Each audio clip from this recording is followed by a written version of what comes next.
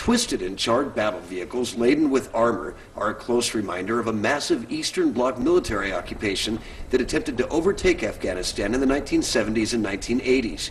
To say the Russian military are not fondly regarded here is an understatement, and after years of occupation and fighting that ended in defeat, these remnants of war are among all that is left.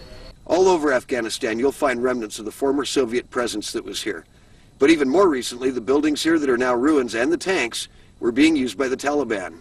If it had a voice, there is no doubt that each machine here could tell a story. Many, if not all of the tanks and some of the armored personnel carriers show signs of combat damage. Most have at least been partially stripped, and the tracks are missing from every single military vehicle here. The Soviets left in a hurry when they finally did, their ranks in disarray, flanked by desertion and disease, and pursued by angry Afghans who know how to fight if they know anything at all. The Soviets are just one empire over the last several hundred years that has attempted to invade and occupy this ancient place.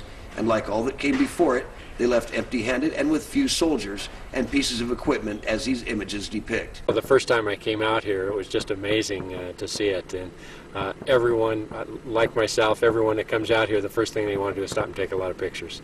As the weapons of the Soviet military machine now rot in the Afghanistan desert, I've discovered that these complex metals are not easy to recycle, and Afghanistan has few facilities that could accomplish that if undertaken.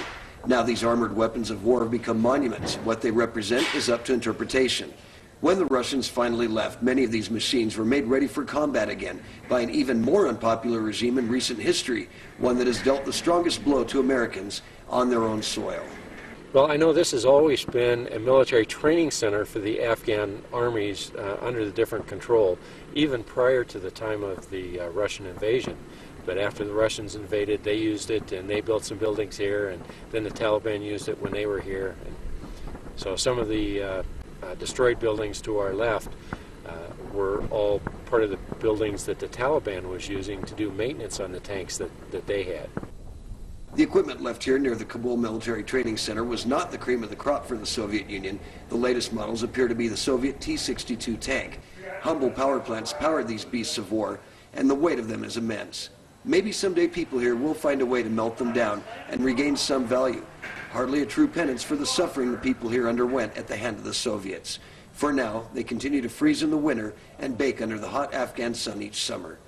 In Afghanistan, I'm Tim King reporting for SalemNews.com.